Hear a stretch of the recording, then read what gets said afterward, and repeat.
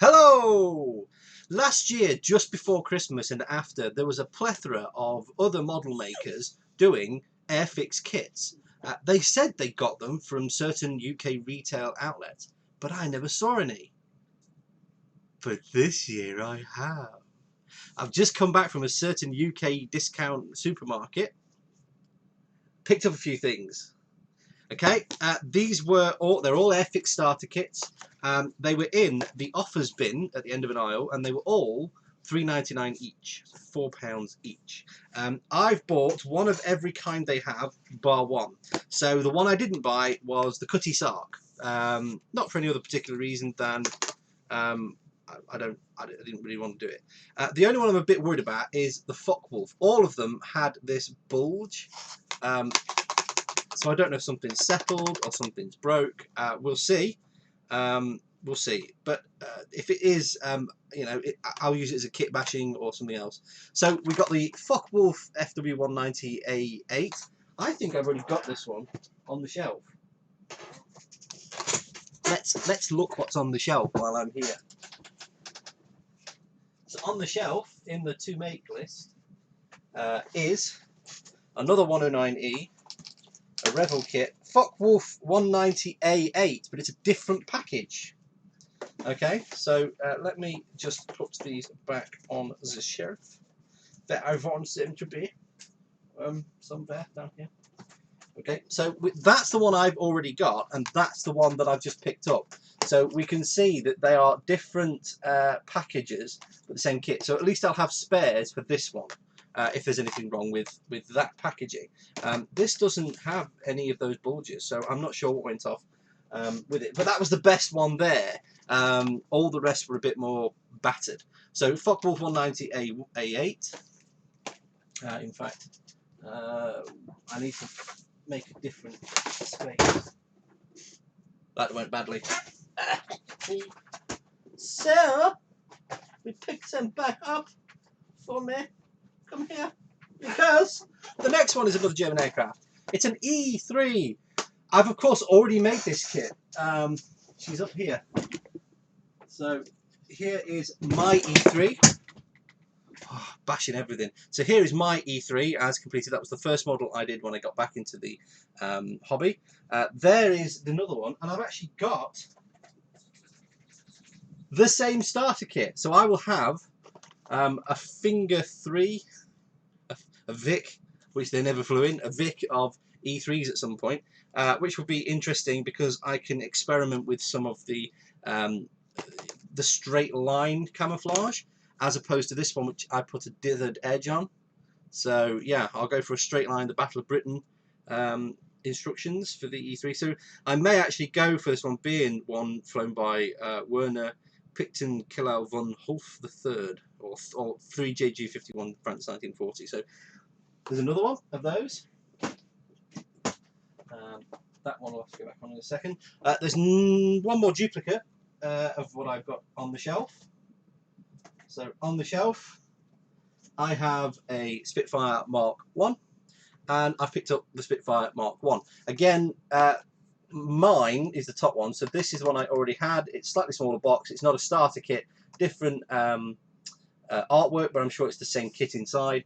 This one is just a Mark 1 starter kit, so there'll be a brush and bits and bobs in there. These brushes do actually come in handy now and again, so they're not to be sniffed at. The other ones on my shelf are a P51 and a Measurement 109G6. Kind of a duplicate because I'm building it at the moment. So I'm currently building, and there are 3 parts of this up: the Folland Gnat, and I've got a Folland Gnat. This is the Yellow Jackets version. So this was a display team. So there were 2 display teams at the time: the Red Arrows and the Yellow Jacks. So yeah, this was the other potential third look for this. So I'm going for the RAF Anglesey look, the red and white. I'm not going for the Hot Shots Part 2 look, or the Hot Shots look. So this one will be done in yellow, 69 yellow. It comes with it, and I'll compare it on my trusty Paint Mule Harrier with the Insignia yellow that I've got already. So this is a Revel yellow on the tips of there, opposed to the Humbrol. Not a huge fan of the Humbrol acrylics, I'll be honest. So that is another kit. And the final one that I got today is a Curtis Tomahawk 2B. These, when I was a kid, these were very rare to get hold of. You couldn't get hold of them. And I thought they were incredibly cool with the shark teeth mouth on them. I had one. I painted it roughly in the colours of the Flying Tigers from Southeast Asia, from the Burma campaign in the Second World War. But yeah, this is I think this is in desert camouflage. It's fighting 109s. I think the only place that the Tomahawk actually fought 109s was over the desert. This was in 1940-41. In fact, it says here, pilot flown by Pilot Officer Neville Duke, number 112 Squadron, Fort Madalena, Libya, 1941. The camouflage schemes of the desert camo, to me, they always look lovely and clean, but you have to get them right. You have to get that perfect edge on them. With paint brushing the way I do, that is a challenge. I have actually had some more brushes from the works. This was a new pack of Bouldermere at £2 each, so I have some new ones, but the old trusty ones are there as well. So this is a rounded one. I've got a whole new set of flats as well for £2. Not bad. But yes, these are now going on the shelf as the next possible builds.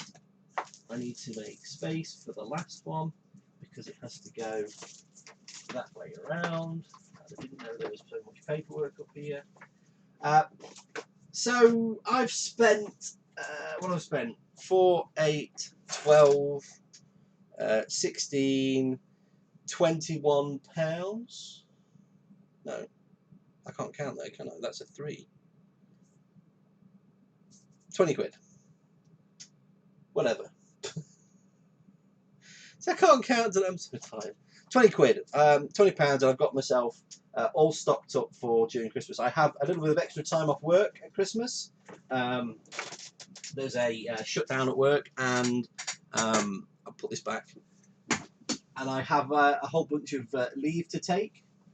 So there'll be more of the Folland Nat, which if we just catch up on, the cockpit is dried off and needs varnishing. You can see the controls in there.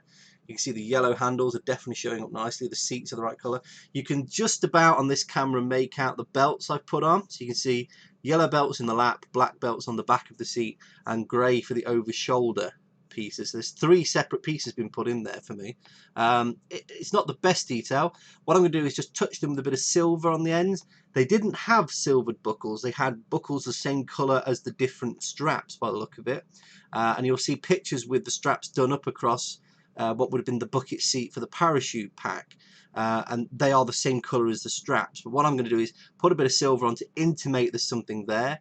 And then I need to put either, I think, black dots or black strips with the tip of a cocktail stick on the yellow handles, and that's the pull handles. The decals have dried on. You can see them there, both the front and rear cockpit areas. They've dried on nicely. I don't think they need any setting because they are flat. They're flat decals. I need to touch up the rear control panel a little bit and maybe put a little bit of scuffing in, because clearly in the rear seat you're going to be putting your feet along these edges. See, this edge here should be a bit scuffed inside. Not so much the front, because it's going to vanish into the rest of the cockpit. Then I've got to do the inside of the fuselage some more. It got a bit messy with the inside of the fuselage. It's packed away right now. So things are afoot, and then we'll start the yellow jacks one as well.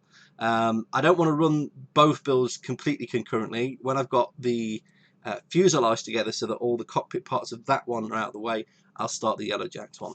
But we have a whole shelf full now of things ready to go. And the fact that this pile that I already had basically cost me twice as much as this pile I've just picked up today, I'd say go down and look in those discount German retailers on the high street, guys, because they're out there.